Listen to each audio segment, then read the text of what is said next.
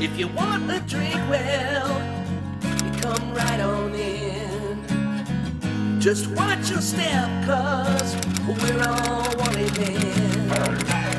Where do you get the blue milk? Don't ask, it'll quench your thirst. We all know round here, Solo always does shots first. Well, we ready to move on to current news? Sure. Let's jump in. Do you want to talk first about the opening of the new Disney theme park, Galaxy's Edge? Because that just happened, 3-4 weeks ago? Mm-hmm. May 24th or something like that? Yeah. Yeah. Just now the part where they're supposed to be opening it to the general public without reservations, right? Yeah. Like June 20th or something, I think, was the date, or somewhere around there. June 24th, I believe. Yeah. Okay. Yeah, I haven't heard anything about how it's going since they ended the reservation system. But the reviews of it when it initially opened in California, at the Disney park in California, have been excellent.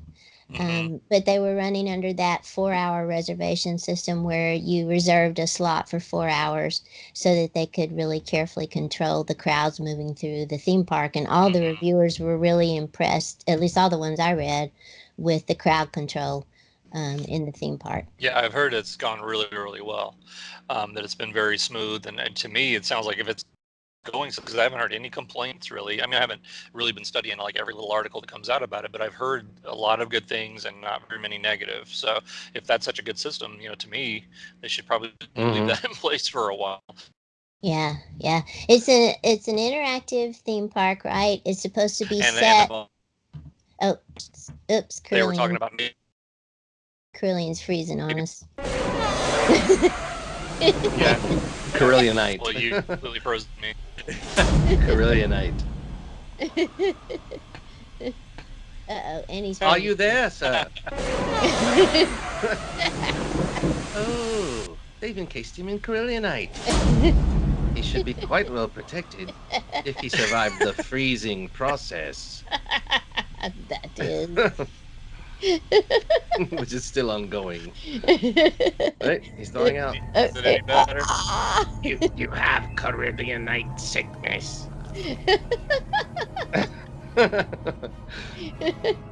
Oh, he froze again. Someone hates you.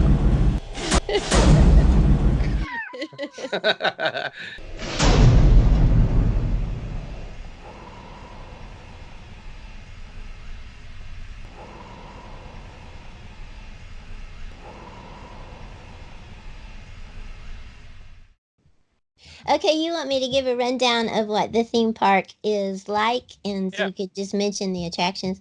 An overview: it's interactive, immersive experience theme park that has like an immersive storyline, I guess, is a continuing storyline, and it's supposed to be set in the period between Return of the Jedi and The Force Awakens. I'm not exactly sure where within that period.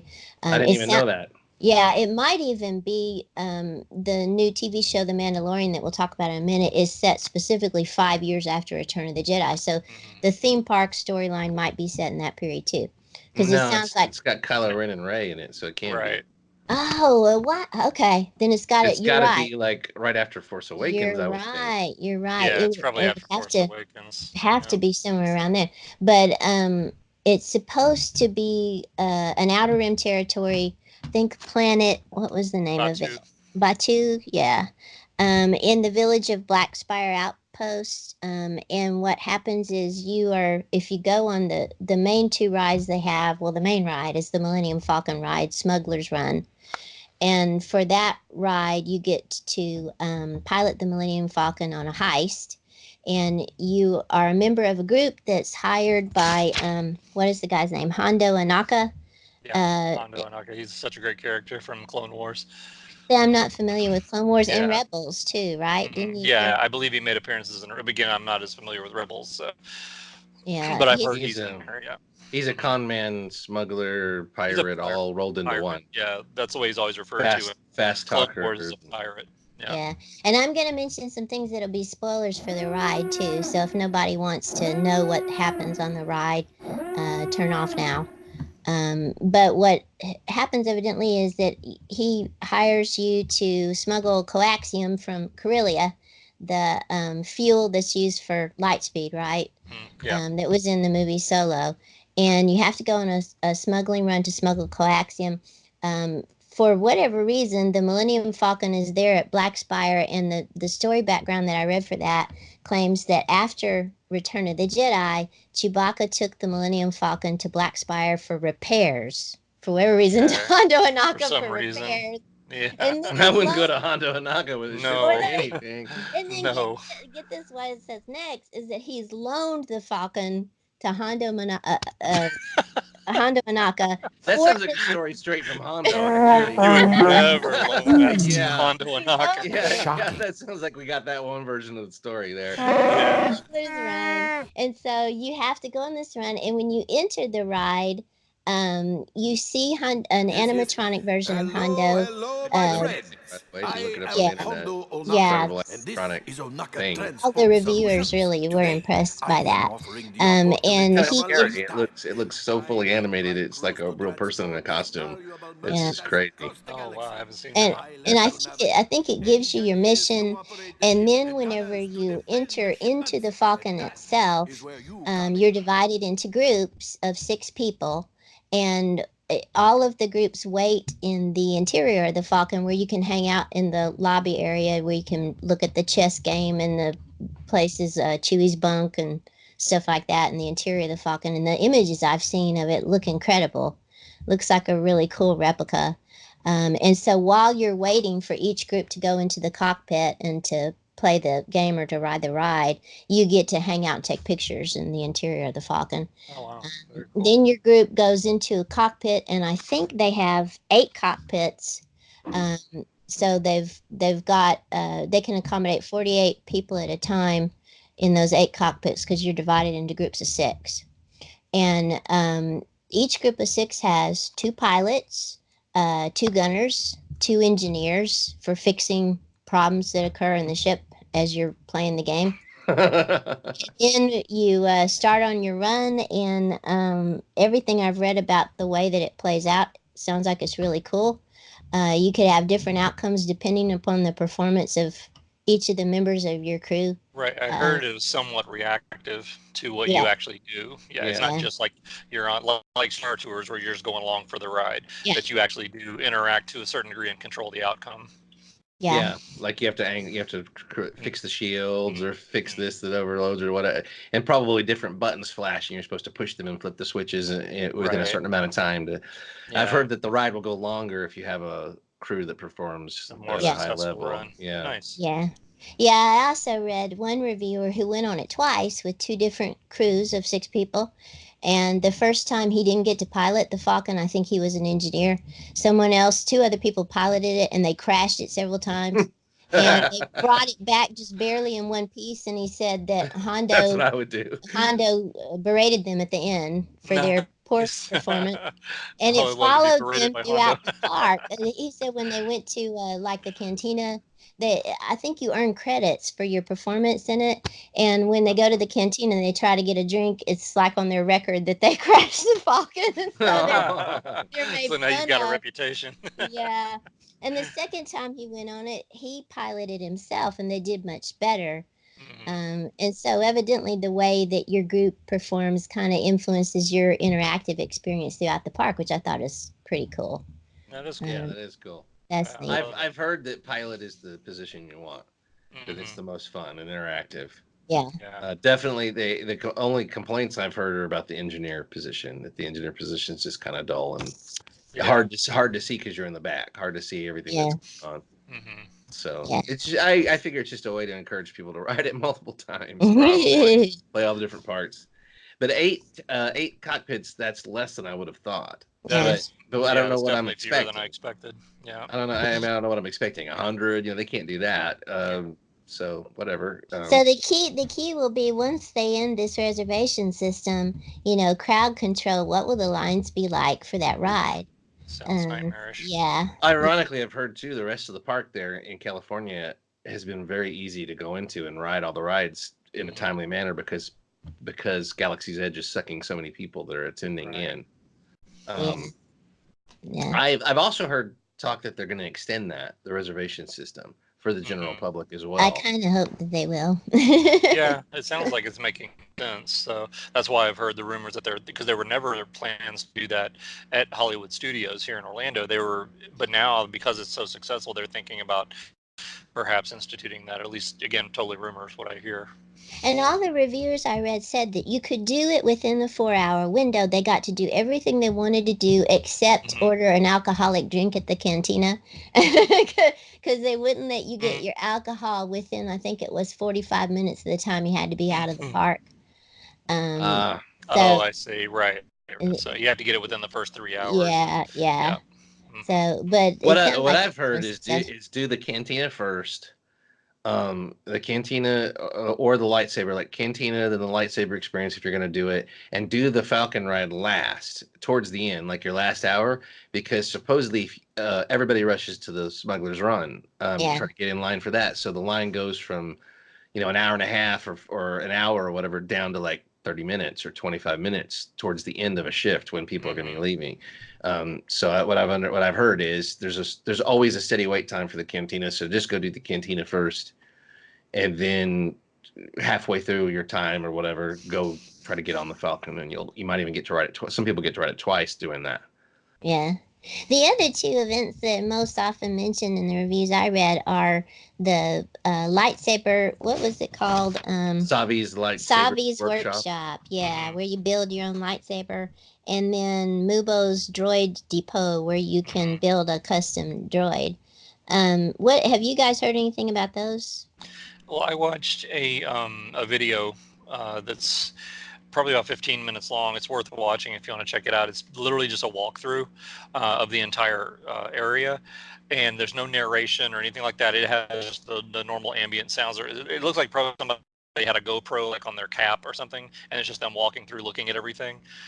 So it gives you a pretty a good perspective of what it actually looks like. And it was done. I don't know if this is done at some weird preview time because there's really not that many people in there. There's definitely people there, like families, like with kids. So it's obviously some sort of interactive, open for the public thing. But it's really good, and it shows you kind of what everything looks like. It looks extremely immersive. The sound. One thing I wasn't sure about is, are they going to be playing John Williams music in the background? Because Disney does have a tendency to play music that according to the areas that you're walking through in the parks. All the stuff that I saw, it's just ambient sounds of what a spaceport would be, which to me makes it even more immersive. But even though as much as I love John Williams' music, it's just you just hear like weird announcements in the background over like what would be going on at a spaceport, and just weird sounds of like engines revving up and shutting down, and sounds of mechanics working and stuff like that. Basically, what a spaceport would actually sound like. So just based on the video I saw, it looks really interesting and really immersive. And I also watched a video of the entire lightsaber experience that someone literally just filmed the entire thing, and that looks really cool. And that was about maybe 10-12 minutes long. So that looks really interesting.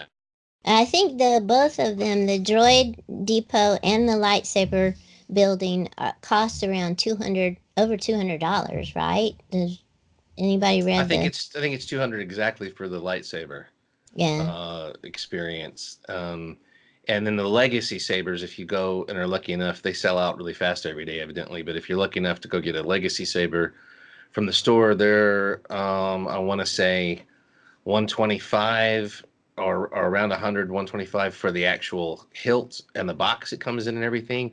And then the sabers cost anywhere from like 30 to 40, $45 extra. And so then you want also an actual blade to attach to. yeah, you Those buy are the extra. blade. Gotcha. You buy the blade separately on the legacy ones. You buy the blade separately, and they have a short version for kids and for Gundarks, and they have a long version for regular people, and then they have a super long one that's couple inches even longer than the long blade. And then you have to buy for $12 each a kyber crystal, and you can choose your color. So you can choose it for the legacy sabers. yes, yeah. Oh, I didn't know that. Everything is interchangeable. So I'm pretty sure even on a legacy saber you can put in, like if you have Luke's saber, you can put in a red kyber crystal if you want, I think. Oh, that's cool. I can't swear to that, but I think on everything, but certainly the ones you have in Sabi's workshop, You can buy as many kyber crystals as you want. There's maybe 5 or 6 colors. There's purple, gold, white, Green, blue, green, and red. Oh, red. that's Yeah. cool. And there's the, the what do you call it? Like the hidden crystal is the black kyber crystal, which they say is 1 in 100.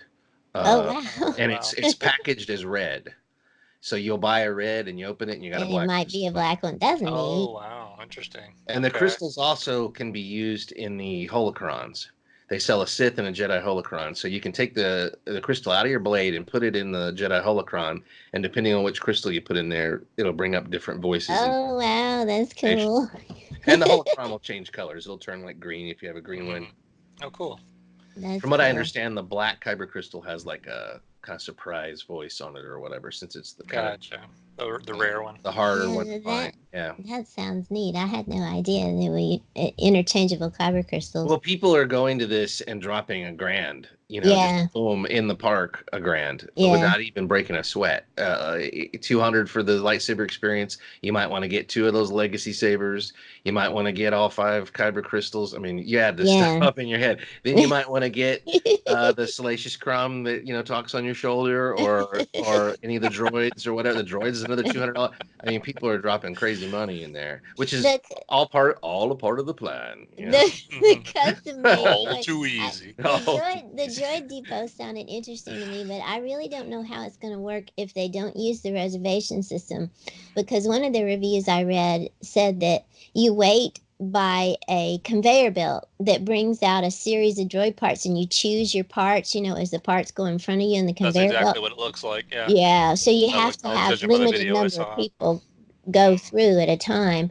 And the cool thing about it, though, was once you construct your droid, this guy who was reviewing it said when you take it out of the depot and you're going around the park, the droid will automatically interact with different things in the park.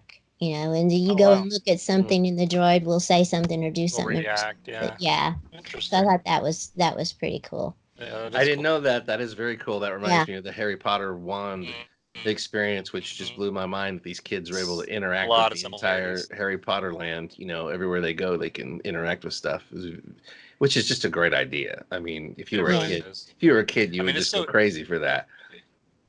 It's cool because I've seen obviously I've been to the aquariums at Islands of Adventure and the old Hollywood the old studios version.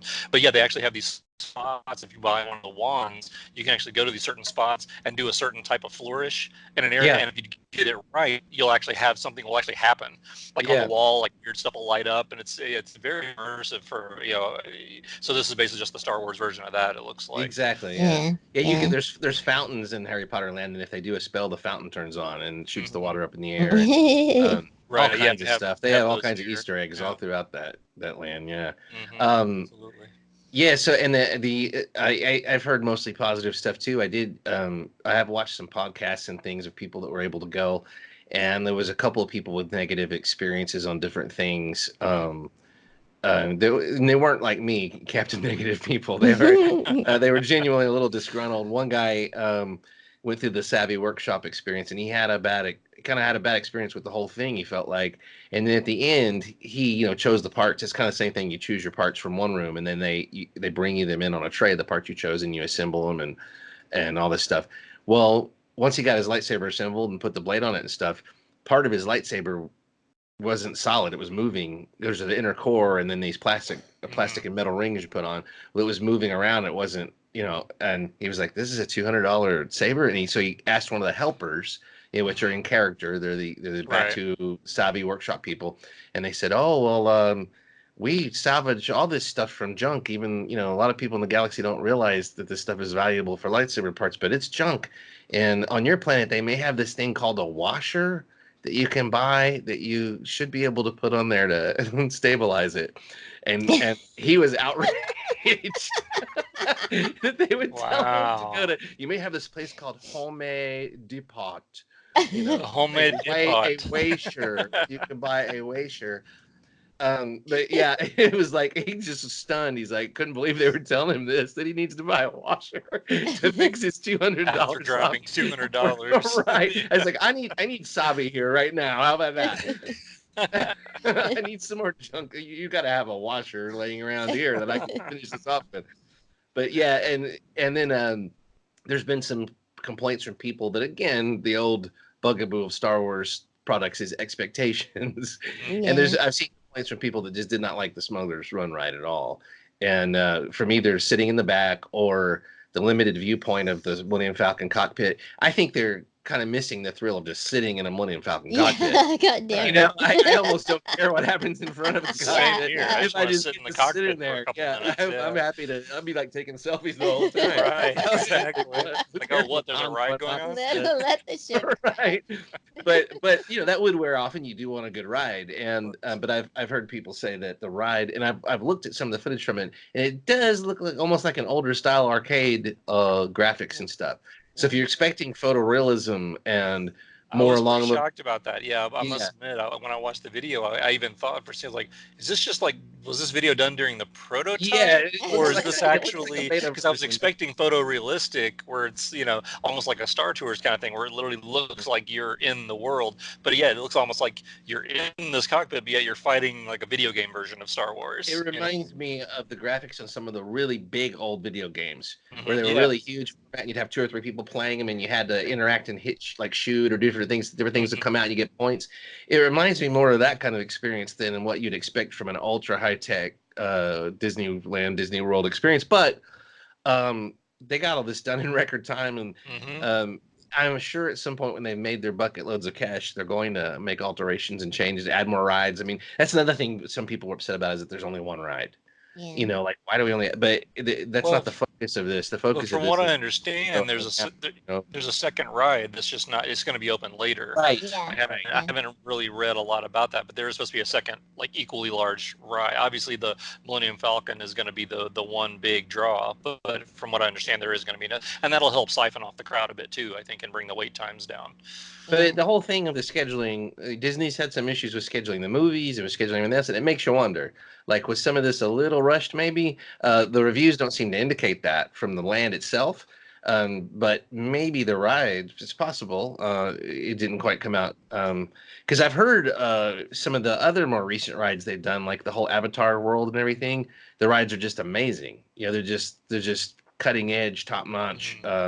And so Star Wars is more.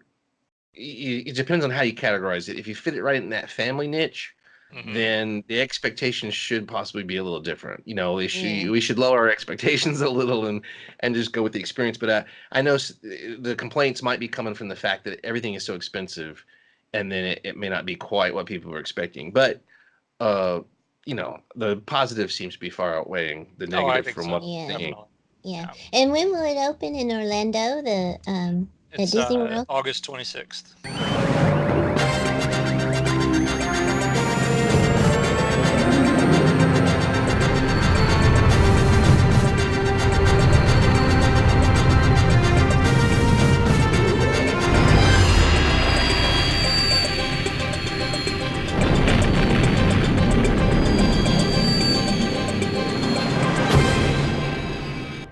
Oh, wow. Okay. Cool. I'm shocked though at how many people in California want to go, can just go. I'm aware of a lot of different Facebook groups with people posting their picture in front of the Millennium Falcon, and they don't seem to have any trouble going on a weekend even, and just they're getting in, you know. So I am shocked that whatever they're doing for crowd control and still allowing the people that want to be in there to be in there. I don't know if you have to get a Disney hotel room on top of that, you know, to ease your way into the park. And we still haven't gotten into this realm of there's going to be a Star Wars hotel, right? And they still haven't opened that. Yeah. No, that's still under construction. I'm not sure when that's scheduled to be open, but yeah, it won't be opened at the time that the park opens. I think though it's probably smart to do this rollout a piece at a time, and you know, give people something to placate them and keep them interested and something to come back for. I remember when we went to one of these parks, it might have been Universal or maybe Disney. There was a Tower of Terror that was still being constructed, and we're like, well, we got to come back and do Tower of Terror. Right. So, exactly. You know, and there's always been things like that make you want to come back again. So, Yeah, just I think it's a good idea to get and people. I did get the date wrong, by the way. I just checked. It is August 29th, not the 26th. Oh, okay. So August for 29th, end of Orlando, for Hollywood August. Studios. And I Yep. wouldn't put it past them to delay that if they need to. Although they probably won't. They won't. I mean, they'll do and I whatever think they need to do. yeah, I because think. originally it was going to be November, and they moved it all the way up to August. So Oh, okay. So they're ahead of yeah. schedule then. Mhm.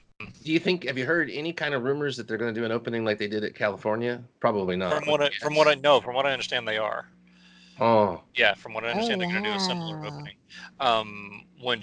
Speaking, since we've talked about that, do you want to talk a little bit about that? Have you guys watched the footage from the opening ceremonies? I I did. haven't had a chance to. Okay. I tried to just watch saw it the live, but images. I was too busy, and then so I watched it the next Hmm. morning, I Yeah, believe. I What was watched it it in one like? sitting.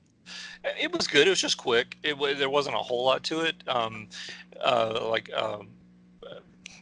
drawing a blank on his name, the Disney Oh, president. Iger. Iger, thank you. Tiger. So yeah, Bob Iger got up and he talked for about 5 minutes, just a very brief nutshell version of the history of Star Wars and Disney together, with Star Tours and that kind of stuff, and how that's led to where we are now. And then he brought out George Lucas. Luke, again, very briefly. These are not long, drawn out things. He's like maybe But I 2 minutes. have He to talked. question: was that really Lucas, or was it a Hondo Anaka animatronic? I mean, Lucas has got to be easy to do an animatronic. Yeah, it wouldn't be hard. Oh, Just he'd find be very plaid, easy. Yeah. drape it in plaid, call it done. So, Have it so they talk like brought this. George out. Then they brought out Billy Williams. He spoke for again about 2 minutes. Then they brought out Mark, and he spoke. And then after that, they did a really interesting. At that point, they had you see Chewie in the cockpit, because this is all happening right in front of the Millennium Falcon. And then all of a sudden the lights go on in the cockpit, and you see Chewie in there, and he's like trying to press buttons. And they're like, okay, let's get this ship going. And as soon as he hit it, like all these sparks, like kind of like an Empire Strikes Back, with the sparks, Yeah, come did out of. the. It's like goes down, and they're like, oh, is there anybody here who can fix this? And then you hear Harrison Ford's voice coming out from the PA system, and he's like, oh, I got this, or something like that. And then just give me a second. And then of course Harrison Ford walks out. Oh, And that's cool. and here's where we get to the big screw up of the night. So what happened was The door fell on his other leg, crushed it. broke his other leg. No, what happened was that this was. I almost wonder if somebody lost a job over this. So what they're building it up to, obviously, the scene from Empire Strikes Back where he bangs on the Falcon and it starts running again. He walks over and you know what he's about to do, because he's like, there's like this part of the Falcon. He's like has his fist up like this, and he turns to say something to the audience. And when he does that, all of a sudden the guy hit the button too soon, because suddenly all of a sudden it starts fired up. everything fires up, and he hadn't even touched it yet. And then you see, because he even kind of looks like, huh? And then he just kind of.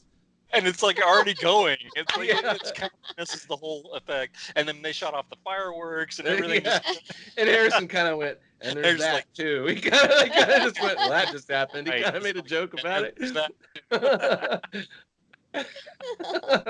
And what he said was, Peter, this one's for you. Yeah, And I have a feeling, I don't know for sure, but I have a feeling that was an improv, and that's why the guys in charge of the pushing the button, when he turned around the first time, got anxious and pushed the button. Yeah. And he turned back. He had to do his Harrison improv and turn back around and say, "Peter, this one's for you."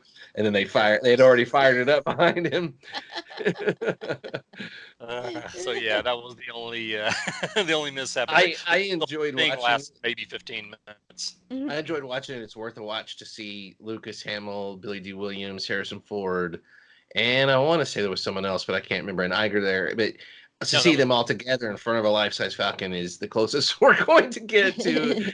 But I will say, after watching it, I was sort of like, maybe getting them all together in a movie wasn't such a great idea, because they were all reading from cue cards. I mean, obviously, there's no way around it. Billy D. Williams, yeah, he kind of flubbed that up a little bit, because he like, you can tell he couldn't read. It's going to what you can. To ride the Millennium Falcon. It's like what? It's like.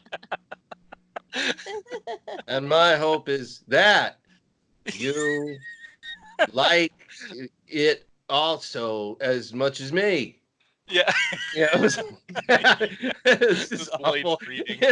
And then Mark Hamill's out there going, like, oh my God, the Force is here, and he just, but and then even Harrison, his acting was, all the acting was off. They were all acting like Lucas. It was faster, more intense. Faster, more intense. And Lucas was just his typical self, like so freaking excited. He was just like, well, there's a land now. We've Attention got to this. details, pretty impressive. The And technology is available now, so yeah, here it is. all these families are gonna enjoy it, I hear. And I hear this they should like be this thing cool. called Star Wars. It's all right. Yeah, So I'm they're gonna amazed have it's an still going. opening ceremony like that in Orlando. That's what they haven't confirmed it, but I'm Well, just thinking see, they probably are. Yes. but California, it wasn't far for those people to Yeah, come. Oh, that's yeah. the thing. Yeah, Lucas, exactly. yeah, so I'm wondering if it'll be like a redundant for them to do it. And I want to say my favorite moment was when they said, Mark, what have you got to say or whatever? And he said, I just want to thank the man who created this and gave me the chance to portray the most optimistic character, Yes. the symbol of Yes. for The the symbol of last optimism. symbol of optimism and the most optimistic person we know for the last 40 years. And he kind of said it Mhm. a little aggressive, a little passive Yeah. aggressive there. Hmm. Still getting in digs, in my opinion. Yeah. How After he's Ryan not happy Johnson. with how Yep. things happened in the Last Jedi, and that warmed my Yeah. cockle. Yeah. Sure. I don't, mixed feelings, but I just want someone to acknowledge that was a mistake, and I love it when he kind of backhands the whole thing and lets us know what he thinks. So that was my favorite moment, but then Yeah. it was hilarious. Just all the kind of screw ups were kind of hilarious. No, I enjoyed it. It was fun watching. Very short and brief. It Again, was cool to sing them together. I if we definitely had been had there, a we few wouldn't have tears in cared the what they were eyes. saying or how bad the acting was. We Yeah. would have just been like, oh my God, look. Mhm. Yeah, so I had to think of it like that from that perspective. If I was there, it would have been the most amazing thing I'd ever seen. Absolutely. No matter how bad it was.